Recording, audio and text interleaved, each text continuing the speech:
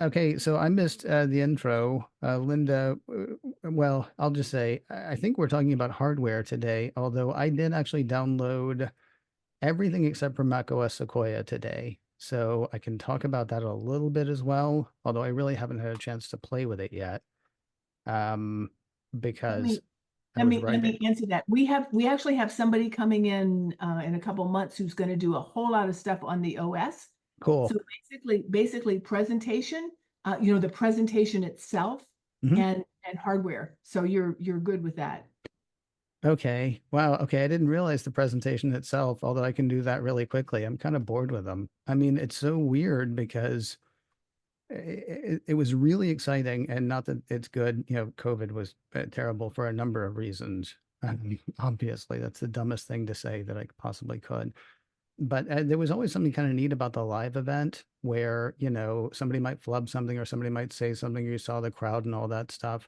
And that was kind of neat. That said, they go much more quickly. They're much more polished, and they're kind of getting dull now. It's always going to start with something heartwarming, and then it's going to go into, how fast everything is, and then you're out. The pictures of San Francisco are absolutely gorgeous, but you guys live in the Bay Area, so you may not care. I lived in the Bay Area a couple of times, and of course, used to come back from Macworld every year, except for one where I got sick. It's always wonderful to see San Francisco, but the presentation itself was fine. The hardware actually got me really excited this year, even though there doesn't seem to have been anything mind blowing, I guess. I'm trying to figure out, well, I'm on Spotlight. My monitor's over there, so apologies when I keep looking over. Um, it- so I wanted to do a show of hands, but I can't really see anything where it's that far away. I was going to ask if anybody bought anything new or anything like that. I can tell you I haven't. I will be buying a new pair of AirPods Pro 2, which we can get to in a moment. But really, the things that Apple introduced were new AirPods. I joked on macOS Ken that it was somewhere between 2.5 and 4 new pairs of AirPods, depending on how you look at it. There was, of course, the new iPhone line and Apple Watch Series 10. There was a new Apple Watch Ultra 2, but it was really just a change in color. Um, yeah, so let's just run through what they did really quickly. On the AirPods front, there are AirPods 4 with active noise cancellation, and an extra 5 points to you if you can tell me what the difference is between those two. Then there are the AirPods Pro Max and the AirPods Pro 2. Now, the AirPods Pro 2 already existed, but we're going to talk about them a bit in a moment. Basically, with the AirPods Pro 4, I've got the notes right here. It is a higher sound quality, they say. It's added personalized spatial audio. It's got dynamic head tracking, which is actually a pretty cool thing because of Apple's whole, marrying the hardware and the software together. One of the features that has come in iOS 18 is the ability to respond to SIRI without having to say anything if you're wearing AirPods or AirPods Pro. So if you're the demonstration they did at WWDC was if you're in an elevator and your grandmother calls, Siri will say, "Do you want to talk to Nana?" And you can then either nod yes or shake your head no, which I think is pretty revolutionary. So that is a neat new thing that has come with the AirPods Pro. I'm sorry, with the AirPods 4.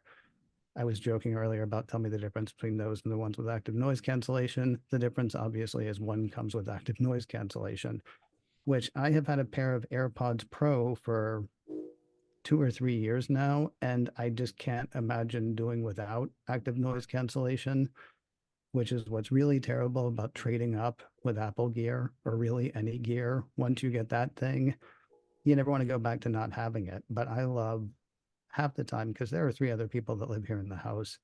One of them is 18, one of them is under 18, and it sometimes gets noisy.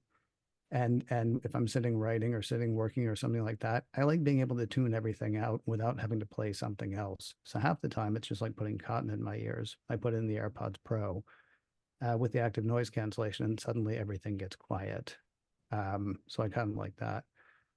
As far as the AirPods Pro Max, those are Apple's over-the-ear headphones, and I have honestly never quite understood them because Apple bought Beats 9 years ago, 9 years ago or 10 years ago. I can't remember which, but Apple basically bought a headphone company, an audio company that makes high-end headphones. And yet Apple, a year or two ago, came out with these AirPods Pro Max, which I hear are great. Of course, a lot of people were wearing them when they were walking around in New York, and then guys on mopeds were coming and just taking the AirPods Max off of their heads, which is really no good because I think they were user locked, so they can't actually sell them. They can just, I guess, keep them. I don't know.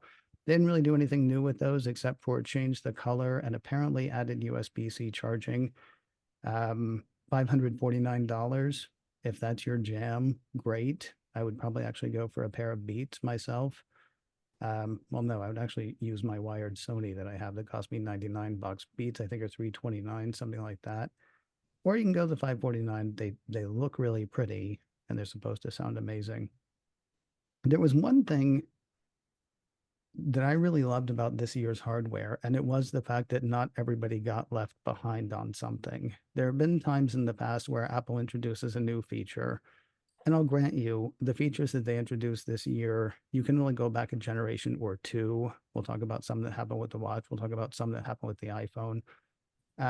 With the AirPods Pro 2, they didn't actually announce anything new that they were selling, but there is a new feature coming, and I don't know how many people have heard about this, but I'm incredibly excited about it, partly because, well, there are three reasons. Partly because I like the philosophy of it, partly because I like being right, and partly because I need it.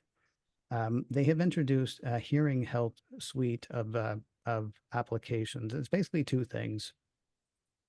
You can do a hearing test that, according to the FDA, is about as good as you would get at your doctor's office if you have mild to moderate hearing loss. So if you're just curious, or if you're like, I've had a little trouble understanding some people lately, this might be a thing for you. If it's much worse than that, you're still going to need to see a doctor. But what's really cool is, and it's kind of weird because this phone now with iOS 18 and with AirPods Pro 2 is going to be able to give you this little test and then tell you whether or not you would benefit from having hearing aids. Now, the thing is, that sounds like a great way for Apple to sell you hearing aids, but it only works with the thing that's going to be your hearing aid anyway. So with the combination of AirPods Pro 2 and iOS 18, you're going to be able to take this test. And if it thinks you would benefit, part of me wants to say if it thinks you need hearing aids. And I say that because I was actually diagnosed with mild to moderate hearing loss a year ago. And my doctor said, if you want hearing aids, you can get them. We can talk about it, in a year if you want to. It doesn't really matter. So this is not quite a need thing, but I do know I have a friend who had mild to moderate hearing loss who personally feels like hearing aids actually changed his life. He feels like he is back more in conversation. He's back more attentive, more in tune with just about everything he's doing. And he didn't even realize how bad his hearing was before that.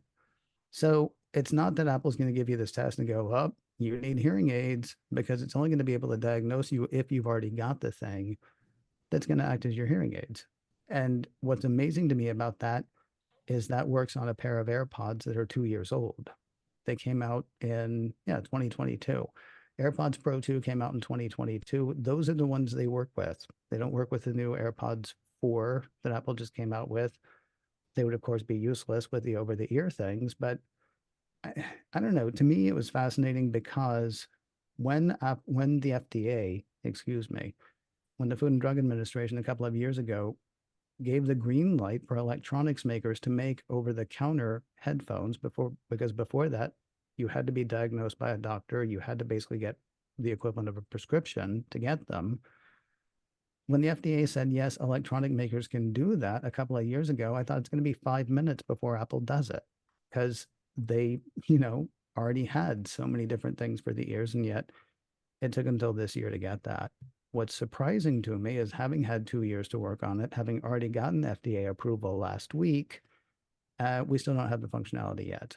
It's despite the fact that the operating system came out today, the hearing aid test and the hearing aid functionality won't be out until later this fall, is what an article said from Mac Rumors today. Now, it might feel kind of weird to say, I can't believe they don't have it on day one, but they do have something that's coming for the Apple Watch and watchOS 11. The Apple Watch Series 10 isn't even out yet. watchOS 11 just came out today. They announced another thing at last week's event, the sleep apnea detection. I assume everybody knows what sleep apnea is, just in case you don't. It's basically where you stop breathing many times while you're sleeping, which we used to call dying. But this isn't quite that. And I don't mean to make light if somebody does have sleep apnea. I know that there is somebody in my life who is actually worried about the possibility of having sleep apnea. It's probably a paranoia thing, the same sort of paranoia that I had when Apple said with watchOS, well, I can't remember which OS it was, but Series 6 or Series 7, they were able to start testing for AFib. And immediately I felt like, well, I need that watch because I need to know whether I have AFib. I've now had watches for a number of years that detect that, and it turns out I don't. So I don't know that the member of my family who was worried about sleep apnea, I don't know that there's a real reason that they need to worry about it or that they are worried about it, but knowing that there's a device out there that will test for it, now they're kind of curious about it. What it does is it basically, after I think it's either 3 weeks or 30 days of you wearing an Apple Watch while you're sleeping, it monitors how you're moving, how you're doing while you're sleeping. And then at the end of a set amount of time, it's able to look at it and go, here's a thing you might want to talk to your doctor about. Of course, your Apple Watch has so many different sensors in it that it's collecting a ton of information, which is just between you and your watch. And then when I say collecting, I would imagine it's not collecting most of it, but in this case, it would actually collect it and put it together in a PDF that not only has information about your sleeping, but then also has education for you about why it is important to talk to your doctor about this, and gives you a bunch of stuff that you can talk to your doctor about when you go in, which I know for me is one of the worst things, because I'll go to my doctor because of a problem and we'll talk about that problem. And then 5 minutes out the door, I'm like, oh, I should have asked him about this other thing too. So it's great that it's arming is not a great word, but it's great that it's arming people with the information that they need to talk to their doctor about and telling them why they might want to. And similar to what I was saying earlier about AirPods Pro 2, what I love about this feature is you don't have to get a new watch to get it. Unfortunately, you do have to have a relatively recent watch. So if you got an Apple Watch Series 9 last year or an Apple Watch Ultra 2, then both of those will actually do it as well. So it's backwards compatible at least to that, which is not as cool as, my Series 7 watch doing that, but it's much cooler than, oh, sorry, you should have waited a year. Because if you wait a year for the technology, you'll be waiting every year because there's always going to be something else new and cool. They kept the prices the same on the Apple Watch, so they still start at $399. As far as other cool things about it, there are a bunch of new bands. They actually did increase the size of they increased the size of the screens. Forgive the noise. I'm looking for that. Oh, where did I leave it? It could be right here. Oh, there we go. Screens are bigger. They're up to 30% more active screen area than the Series 4 through the Series 6 and 9% bigger than the Series 7 through the Series 9. They've also made the watch itself thinner. I don't know what that does for how big across the watch is itself, like how much of it was just stretching the display a bit more or how much they actually enlarged the watch. I do know if you've already got an Apple Watch, if you buy one that's sort of in a similar line, so if you go from the 41 to the 42 millimeter or the 45 to the 46 millimeter, all of your old bands are still going to work. Also, there's a new band that Apple came out with this year that you like, but you've still got the 45 millimeter watch. Those bands are also backwards compatible to that. But that was the thing that I know a lot of people have been worried about with the Apple Watch. Every time they change the display, especially the first time, people are like, well, I'm going to have to get rid of all these bands, and that's terrible, and I don't want to. And Apple's not doing that, which is surprising because if there's one thing Apple likes, it's money. And you would think that they might say, oh, sorry, you need to. But I've got a watch band that I've been wearing since my first Apple Watch. So I had a Apple Watch Series 0, a Series 3, and now a Series 7. I've had this one watch band that was like I think a $15 watch band that I got on Amazon that I'm still using through all of those. So I appreciate that, backwards compatibility stuff with that. I think I mentioned, and forgive me if I didn't, Apple Watch Ultra 2 got replaced by Apple Watch Ultra 2.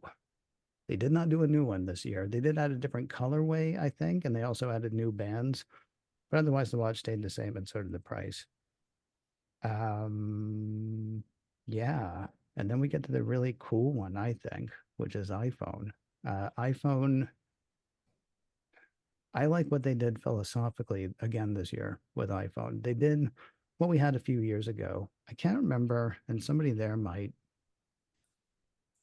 I think it was iPhone 14. It might have been iPhone 13, where they really split the difference between the consumer end or the entry level phone and the pro phone. Because it used to be that the difference between the consumer entry or the consumer phone and the pro phone was the camera and the size and the color and the price. And I said, I know the difference. And I said four things. So the differences were basically the camera, the color, the size, and the price. What they made it out of as well. And then a few years ago, they sort of changed that. So if you got the consumer level, you were actually using last year's Pro processor. And it really didn't feel like a difference between am I a consumer and am I a professional user? It felt more like I haven't been able to think of the best way to put it. Basically, it felt like it was made to feel jealous. It felt like it was made, there was like the iPhone, and then there was the phone you really wanted, which was the iPhone Pro. And even if you didn't use those Pro things, there was just something, at least for me, that felt less than getting the consumer model. And it was always impressive that Apple had not done that before. When they started doing it, it's kind of depressing. And this year they came sort of back to that. And we can talk about why in just a moment. The really cool thing, the thing that has most impressed me, and it's ridiculous because I'm not a photographer, but the thing that has most impressed me with the new phones that came out, and let me talk about some of the similarities. Basically, there is a version of the A18 processor. It's A18 for the iPhone and iPhone Plus. It is A18 Pro, I believe, for the iPhone 16 Pro and the iPhone 16 Pro Max. Obviously the Pro is going to be a little bit faster. It's going to be a little bit better, but they're all able to handle Apple Intelligence. They're all able to handle, well, the other thing I was going to talk about was the camera control. I've really just been impressed this year with the way Apple seems to be thinking about stuff. Like they are using what was already in some of the watches to bring this new functionality. They are using something that was already in headphones from a couple of years ago to bring this new functionality. There's a thing that they've introduced called camera control. And what's amazing is I talked to Frederick Van Johnson a few years ago. I don't know if you guys know him. He's a photographer. And we talked, it's got to be at least 5 years ago now, about how amazing the camera was in the iPhone at the time. Being a professional photographer, to hear him, wax rhapsodic about it was pretty cool sounding. I then did ask him, so have you replaced your real camera with anything that the iPhone does? And he looked at me like I was silly because he is a professional photographer and still, likes what he likes and shows up with, what he has, even though he fully admitted that what was in the iPhone at the time was approaching what professional photographers had, and that was years ago. So I love all of the controls that the iPhone gives you as far as photography. I almost never access those controls for a couple of reasons. One is I'm not a photographer. I don't know a tremendous amount about it. And the other is it's a pain. I don't know if you guys have tried doing the thing where you get a shot lined up. And if there are any photographers here, maybe you can tell me more about it after this, because I'm really curious about how your use of it goes. If you line up a shot though, and you're like, oh, I like that, but I don't like how bright everything is around it, but I don't want to use night mode. There is a way that you can actually control the exposure on a given object in the phone. And I keep doing this though, because what you have to do is you have to hold up your phone. You have to tap on the thing that you want to do. There's a little slider that you might be able to control. But the problem is when I start doing that, I then start pushing my phone. And then, the thing that I had lined up is completely shot. Not shot like I'm getting to take a picture of it, but shot like ruined, and I have to start again. It's kind of a pain. What they have introduced now is something called camera control. And camera control is this extra button on the phone, which I know Steve Jobs did not like buttons. Famously hated having buttons on things, and they keep adding more buttons. I think we're up to 5 or 6 now, maybe even 7. I don't know. But camera control is kind of an incredible button because it will, first of all, bring up the camera app. Of course, you can just click it again to take a picture, but it's got all kinds of touch sensitivity in it so that you can, I believe, like just touch it, not actually press it, but just sort of touch it. And it will bring up a number of different features like exposure and f-stop. And I cannot remember what the other ones are off the top of my head. But basically, all those dials that never made any sense to me on top of a 35 millimeter camera when I was a kid are now available literally at the, I don't want to say press of a button because you don't press it until you're taking the picture, but you're able to actually get in there and manage all of those controls. And that seems like such an incredibly small change, but that is one of the ones that has excited my imagination most because Apple has had all of this stuff built into the phone for years. And finally, somebody looked at it and said, yeah, but there's got to be a way that we can make that better. Now, if Johnny Ive were still there, I think he would say, well, you better find a way to do it without adding another button. But, he's not. And so we get this amazing button. And what's ridiculous is I have an iPhone 15 Pro Max. I was incredibly excited when I heard earlier this year that that was going to handle Apple Intelligence. I thought, great, there's going to be no reason for me to want an iPhone 16 anything. And now, of course, I want an iPhone 16 for that. I'm not going to get one. I'm still not a photographer, no matter how much I wish I were. But that is to me, has just been a really exciting thing just to see Apple, and I'm sorry to use this term, think different about something that they already had. Was kind of that's been that's been the most exciting thing to me, even though AI is coming in about 30 seconds or less, or part of it is anyway. Camera control, by the way, is on all of the phones that Apple introduced. So no backwards compatibility for that, but it's on the A16, iPhone 16, iPhone 16 Plus, Pro, and Pro Max. And again, I absolutely love that because those two phones now feel like, am I just a guy using a phone or a gal using a phone, or am I a pro? There's a fantastic thing that they are doing with the Pro and the Pro Max for filmmakers or for video producers. I guess it could be for spies or whatever too, but they showed this at the WWDC event where you basically get incredible levels of audio control just with the microphones that are already on your phone. The demonstration that they showed was shooting a scene in a cafe. And there were these two guys talking, and the first thing is just, open up the microphone, you get all the noise. And so when the guys are talking, you can't really hear what they're saying over everything else that's going on. Then they showed the different levels that you could take the microphone to, and it didn't involve an extra microphone. It just involved pointing, deciding what you wanted to pick up and picking that up. So you could actually almost eliminate all of the rest of the noise and just get the two guys talking. You could back that off a little bit. So you got some background noise. You could back it off a little bit more. So you got a little bit of conversation around them, but still focused on them.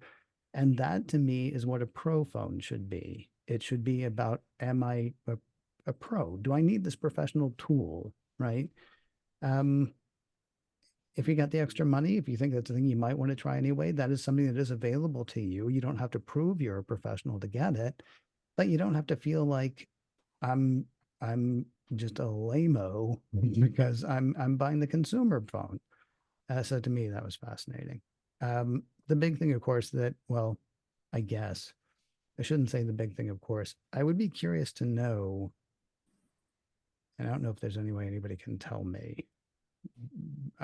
I'm curious whether anybody is actually excited about the Apple Intelligence stuff that's coming, the AI stuff that's coming.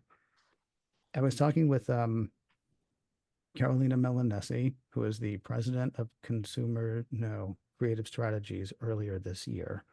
And she was kind of she took me to task a bit because I have not used any of the AI stuff that's out there so far. Haven't done Chat GPT, haven't done Midjourney, haven't done any of the writing tools that are out there, or the the art tools that are out there.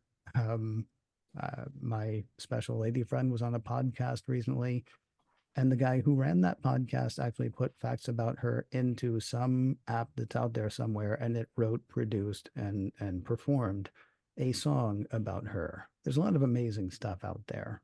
And I personally haven't tried any of it yet because I'm concerned about the safety side, the security side of it.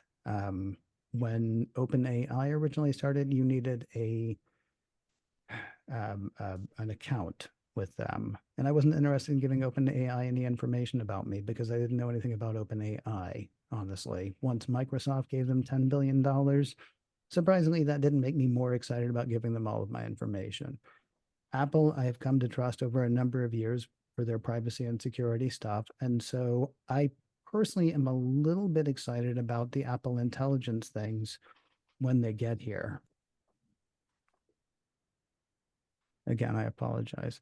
I personally am excited about playing with them when they get here because I know that if I play with them, I haven't done so at the expense of my privacy or security. I believe Apple stuff about, I mean, there's the I can't remember what the name of it is, but the cloud computing thing that they're doing to make sure that any information that I ask it for, that it needs to go to a server instead of just doing on device, that information is going to stay between me and my phone ultimately. Apple will basically take my question, take it out, ask it in secret, bring it back. Now, that might be confusing that with what they're doing with OpenAI, because apparently once they actually turn on with OpenAI, with their large language models, with that, excuse me, that particular large language model, it will still run. There is a way for me to run it privately, or for you to run it privately. So you can ask your phone will say, that's a bit much for me. Do you want me to ask OpenAI? If you say yes, it will secretly basically ask OpenAI. It'll get the answer. It will come back and it will tell you. So theoretically, OpenAI won't have any information about what you have asked. If you have an OpenAI account, you can go ahead and just use that. And so you can ask Siri, or sorry, you can ask Apple's virtual assistant. It will say, do you want me to ask OpenAI? You can say, yeah, sure. And if it knows it's you, I mean, that's the one thing that's cool about OpenAI, and the one thing that I know that I would be missing out in that.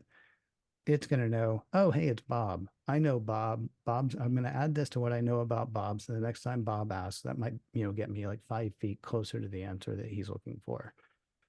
I'm of two minds, honestly, on the way Apple is going about the Apple Intelligence thing. First of all, if you follow the business side of Apple, which tends to be where most of my newscasts start, because when I started doing this show, I was actually producing a financial television show and radio show in San Francisco. So I always start with business because that's just where I started at the time. There are lots of people who say that Apple is going to have a hard time selling as many iPhone 16s this year as they might have because Apple Intelligence is rolling out slowly. Personally, I think that's, I don't know that they could do it any other way. I don't know that it's ready yet, but I think that's kind of smart for a couple of reasons. The biggest being, I think it would freak people out. I know that there are still things that SIRI does that kind of blow me away. And the first one of those came, what year is it? Probably 7 years ago now, where I was driving to a restaurant that I was going to every Friday night.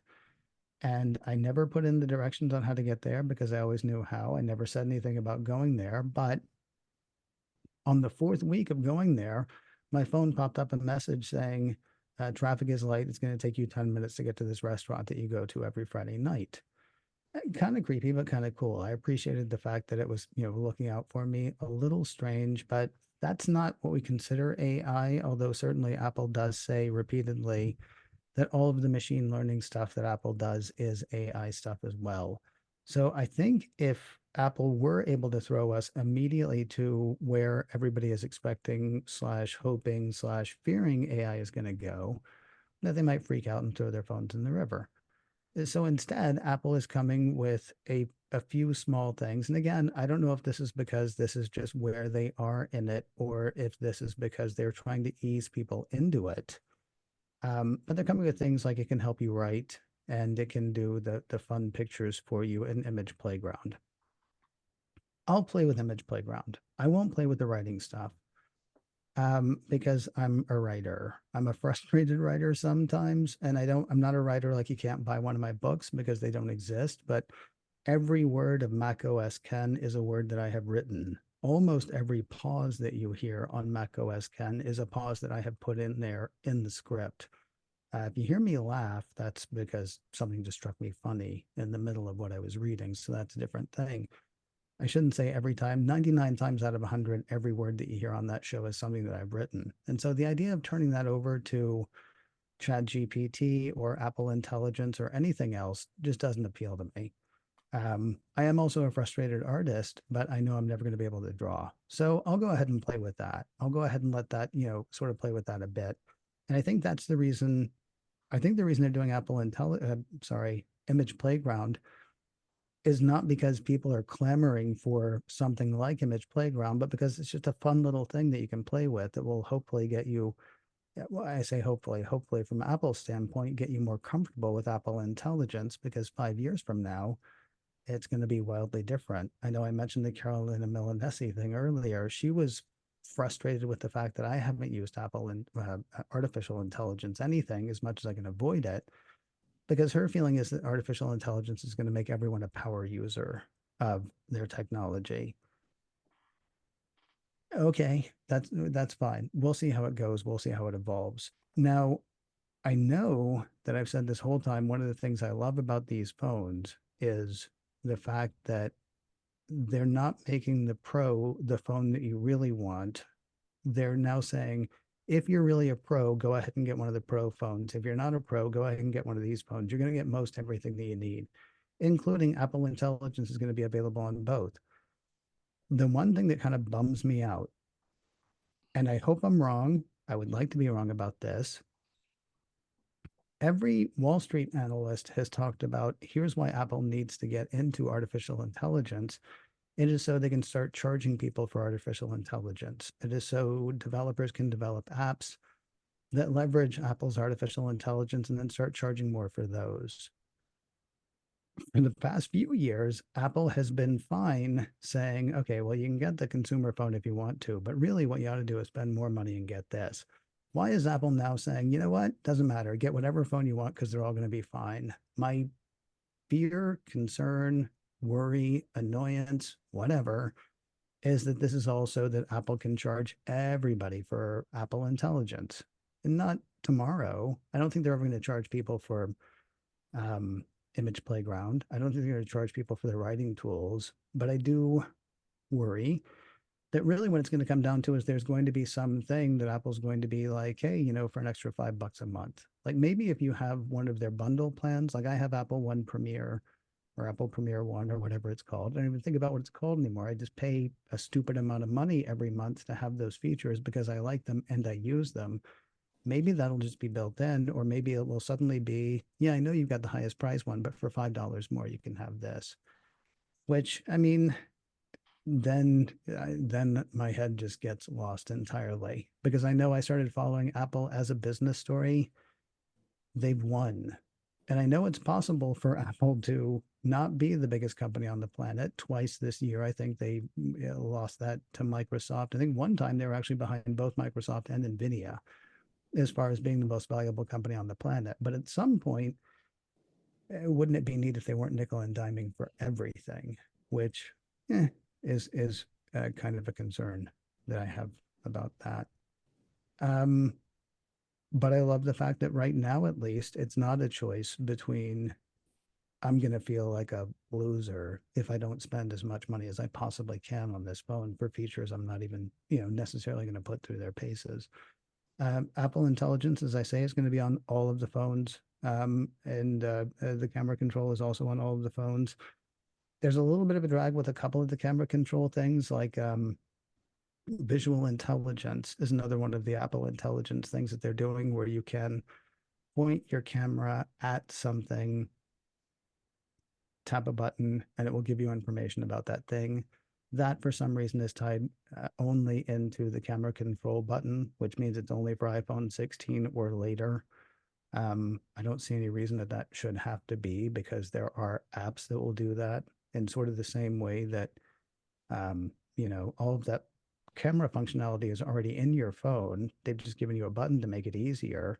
There's no reason that the visual intelligence, it seems to me, I mean, if it's got a processor that's powerful enough, and the iPhone 15 Pro and iPhone 15 Pro Max do have processors powerful enough to take care of Apple Intelligence. In fact, not unlike what we were talking about earlier with the stuff that will work, the sleep apnea stuff that will work on the Apple Watch Series 9 or the new Apple Watch Series 10.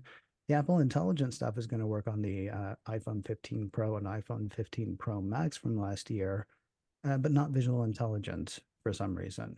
And I don't know if that's because they do want to get people who want that enough to spend the extra money. I don't know why that is, but kind of a bummer. There was a weird thing too that happened, and there's no reason that this shouldn't be either, but a really cool thing for me, the audio nerd, is the fact that you're going to be able to do multi-track on voice memos that are built into the iPhone. And this is an iOS 18 feature, so it feels like I shouldn't be talking about it, except it turns out it's also a hardware-specific feature. For some reason, that is only going to be available in the iPhone 16 line, which I'm not sure why that would be the case, because I can get GarageBand on my iPhone 15, iPhone 14, iPhone 13, iPhone 12. It can obviously handle multi-track recording, but not in the voice memo app. So I don't know. Anyway, mostly I'm excited about it. I'm a tiny bit worried about, are they saying anybody can have any phone they want to this year as opposed to last year or the year before? Because they're planning on charging everybody for everything. Then again, that's probably how they became the most valuable company on the planet. I apologize, Linda. When I had said if anybody has any questions, cool, you said check the chat, but my computer to do that is way over there. So that was pretty much what I had. And I'm sorry about that breakup in between. Is there anything, any point of discussion or anything? Because I'd love to hear what everybody else thinks. Yeah, we can get, I mean, I just unmuted myself, and other people can unmute themselves and jump in if they want to. The intelligence, I'll jump in on the photo intelligence. Is that what you were talking about with the camera? Visual intelligence, I believe it is. Visual intelligence, and that's something that would give you information about something you're looking at through your camera lens. Do I have that right? Yes. Hang on. Well, yes. Okay, the short answer is yes. It is something that's apparently built into Android, and it's also people have likened it to Google's reverse image search, except that it's something that's actually on the phone. Let me see if I can find what I had about that. Nope. Okay. I apologize. I don't have that right here. That's okay. The reason I was asking is because I know that the current OS, in photos, you can hit that I button in some case. I don't know if I can do that with this picture, but let's see if I can. How do I do my I button, Charles? Make it, there we go. So it comes up and it says I'm looking at my phone. What I have in my phone is a picture of my cat in the chair, and I press the I button, it says cat. So it doesn't say cat in a chair, it just says cat. But so I apologize. I wish I had more information right in front of me. As I understood it, it was a bit more like wanting to be able to make a reservation at the at the restaurant and things like that. It's basically taking the artificial intelligence parts of Apple Intelligence and applying that to what you're looking at. Right. There's a clip in some of the video that Apple has released, the ads, and I think there was something in the presentation. I know what you're talking about now. Yeah. So that's and that's the part that I don't understand why that would just be built into the camera control button. I assumed it was going to be something, because it is very much a part of Apple Intelligence. I assumed it would be something that would be in the iPhone 15 Pro and Pro Max as well. Charles has a comment. I wonder if that's an interface choice that they decided that, it would be easier and simpler just to make that an option on the camera control rather Mhm. than trying to put an extra surrogate button for that on your screen. Sure, that makes sense. Although I don't see why you wouldn't be able to make it what the action button does at that point. Or I mean, similarly, you can actually point the live camera now at something and it will find and translate text that is appearing in the camera view. yeah, That could easily replace that.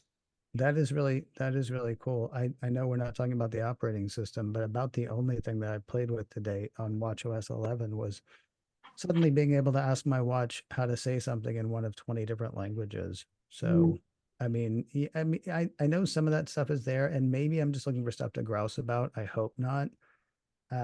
It's hard though to say. What's great is they made all this stuff, reverse compatible. Well, except for this thing and this thing. But I understand. I mean, especially the camera control thing, because that to me, and I know I keep talking about it as if I am a photographer, but that to me is a complete game changer because not a complete game changer. I apologize. That's overstating it.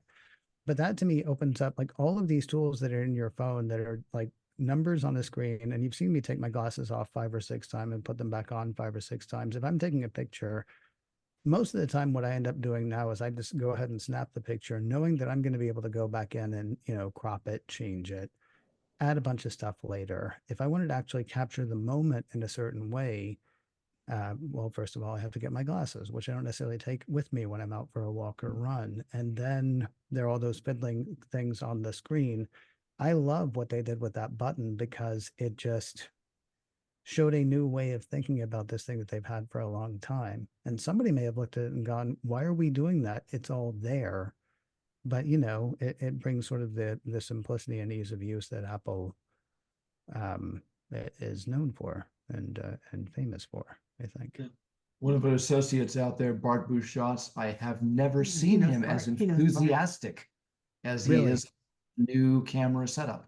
I haven't talked to him about that, but yeah, I know Bart. I love hearing that. I that makes me feel better about how enthusiastic I am about it. Because, although he's actually, I believe he might actually be a photographer, He's a but photographer. Yeah. yeah. Every time I think about it, I think what I said on Mac OS Ken, it's not enough to get me to buy a new phone. I am very excited about the iPhone 17 or 18 or whatever I eventually get. I hope that is still a feature that's there because there's just something about that that feels magical in the way that a lot of the Apple events used to. Yeah. It's just incredible into me. On a separate tack on things, Mhm. the a lot of the discussion that went on, especially over the last week concerning new phones and the new hardware features and so forth, a lot of the reaction I have heard from various sources has been just kind of a meh, not that exciting, Yeah. very iterative and just kind of stepping along, and there's nothing that much to enthuse people. And I wonder Yeah. if people are concentrating too much right now on the hardware when the Apple Intelligence is going to be the real story on things. And I I, also wonder if that might be Apple's intent since Apple Intelligence isn't quite ready yet. maybe. I will tell you, I've not, I can be snarky from time to time. I mean, people say, they sort of poo-poo an announcement that's evolutionary, not revolutionary. And I'm always like, evolution has done us some favors a time or two. I don't, we're not, we've actually kind of gotten to an exciting place to me in hardware, in that generally speaking, you don't need the next thing. There are people who are going to get the next thing. Christina Warren, if you guys know her, she's a co-host on Overtired. She is just kind of an internet personality. She is currently a developer advocate at GitHub. And she actually said in one of her recent Mastodon posts, I've got more, dollars than cents, SENSE. She is buying a new phone and was complaining about the fact that there's nothing really great about the phone, but she was buying the phone anyway. And she's buying one of the new watches, even though she's got last year's watch, because that's just what she does. There are going to be some people who do that. To me, we're in sort of an exciting time where whenever it's time for you to get the next phone, there are going to be some amazing things, unless you're somebody who buys it every year. If you buy every year, there's really not a tremendous amount of difference between last year and the year before. But people who've been writing to me are like, yeah, my iPhone 11 is looking pretty old now. And so I'm really excited about my iPhone 16. I had an iPhone 13. It was through the kindness of a listener that I ended up with an iPhone 15 Pro Max last year. Otherwise, I'd be looking at an iPhone 16 or iPhone 17 because the iPhone 13 is still a great phone. That is the one that my special lady friend is going to be holding on to for another year because while she likes everything, her phone is still fine. We're not to a place where you need the next thing to get all of the great stuff, except of course, as I believe it was Charles, I couldn't see, but I believe it was Charles was just saying, yeah, maybe for Apple Intelligence. Then the question is going to be, are people going to be really excited about that? And I think the answer is probably no, until they start seeing other people in their lives use it, until people start posting all of the pictures that they're doing, on Mastodon, on Twitter, on Facebook, wherever they happen to be. Until people, I feel like this is a thing that is going to have to get in people's hands and they're going to have to use it. And then their friends and family members are going to see them using it. And that might get people going forward. If Apple comes out with another consumer, like a low end consumer device, what is it, the iPhone SE, I guess? If they come out with an iPhone SE in the spring, will that have Apple Intelligence? The downside will be then I will firmly believe what I was saying a minute ago. That's because they want to charge everybody for it.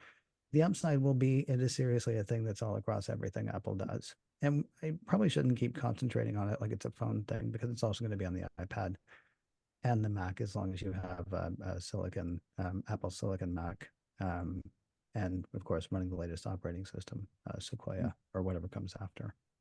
I have another thought on the Apple Intelligence thing, which is I don't think it's so much that they want to sell you, have a new service to sell you, although that could very well turn out to be the case eventually.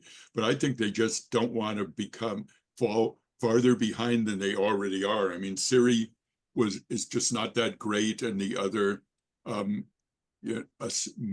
virtual assistants are just better for many things. And now everything is AI powered for everything, and they just have to get on they want to lead instead of trail way behind. So I think they're kind of pushed to it. But on the camera button thing, I'm totally curious. So I have a trusty iPhone 11 right here as my phone, and I'm totally wanting to upgrade it, primarily because I'm totally satisfied with this phone, except I really want those pro lenses. I want that assortment of lenses.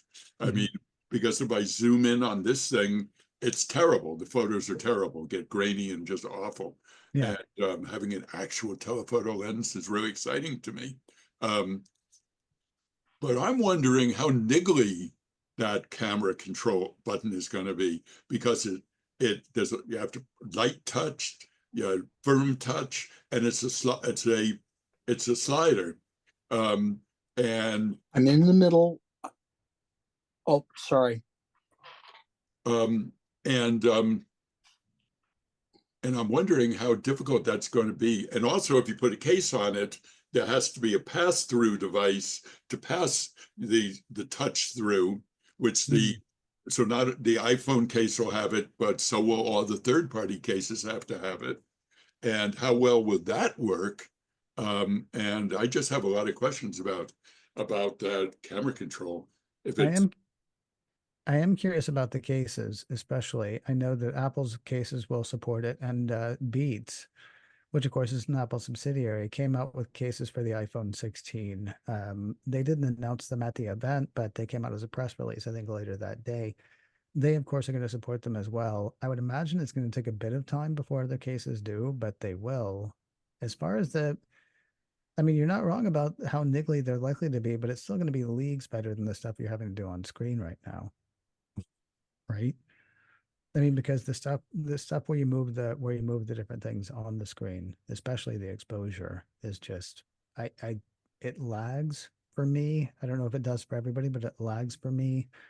And like I say, once I have to touch the screen to do it, then there's a pretty good chance I'm going to ruin the shot that I had set up. And maybe that's because I'm bad at photography, and that's fine too. But yeah, it might be niggly, but I think it'll definitely be better than what we have. I'm curious, will you actually go to Will you go to an Apple store this Friday to try it out? I don't know if it's going to be that easy to get to one in an Apple store this Friday, but I'm definitely interested. My big thing was, I could still get $830 trade-in value on this at T-Mobile for an iPhone 15 Pro Max. And maybe I should get that and save $400 over. But last Friday came, and that offer went away. Now it's $400 for either a 15 or a 16. So why would I want to get a 15? Yeah. Would you go with the, I'm curious, would you go with the Pro or would you go with the consumer end, since it's got, I would go with the Pro Max. Really? Oh, really? Okay. Because I want I want the full array of lenses. Right. You mentioned that.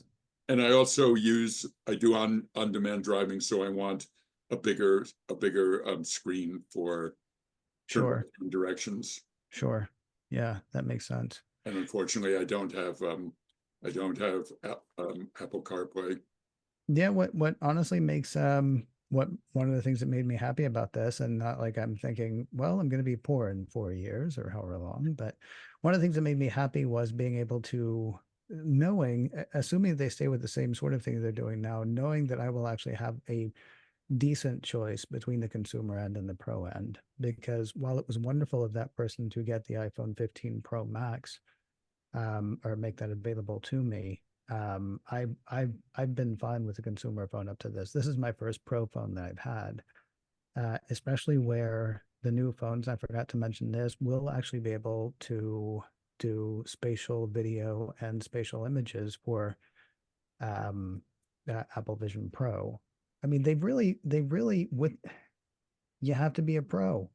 You have to be a pro or a prosumer, not have to, but I mean, the difference between the consumer end and the professional end at this point really is that is a tool I need, as opposed to that is a color I need, or that is a size I need. I mean, they've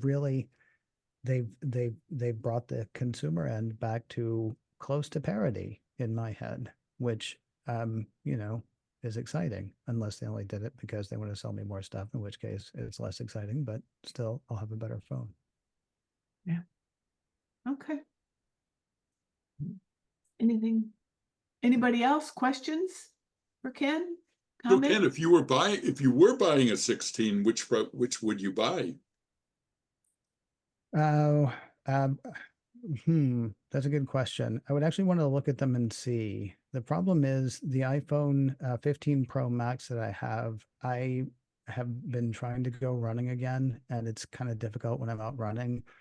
But the app that I use is not available for the watch. So the thing is, though, my eyes are bad, and so I want the bigger screen. So I might actually do the 16 Plus if I were doing it. The thing is, I don't really like any of the colors this year, but I don't like any of the colors at all this year. I mean, the titanium is fine. Apple said that the colors for the consumer end were vibrant or bold. They said they were bold, and I actually kind of wasn't turned on by them.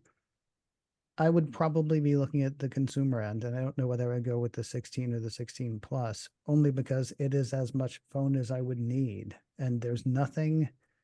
Look, I went to film school 25 years ago and never made a film. I made the ones for class, and that was it.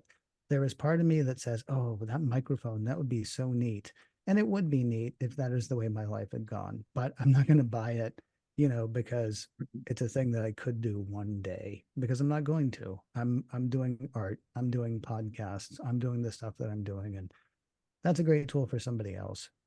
I like the fact that I could just go in and not feel like I was denying myself something because I didn't get the Pro. We're sort of back to that. It's the same thing. My last computer was, sorry. I'm so sorry about that. My last computer was a MacBook Pro. My next computer will be probably a MacBook Air, because I had thought that I might get into video stuff. I didn't. There's part of me that feels like, oh, but I've had a Pro, and I had a Pro before that. And honestly, the MacBook Air is as much computer as I need. And that's kind of exciting. Honestly, it's kind of exciting to feel like they have a range of tools that are right for you. You don't have to get the biggest, fastest, the most. You don't have to get the most. You have to get what's right for you. And maybe that's something that Apple has changed. Maybe it's a change in me as I've gotten older. I don't know which. But yeah, I'd probably get, a 16 and whatever is closest to blue. Okay. Okay, let's let this gentleman go for the evening. Ken, thank you so much. Thank you.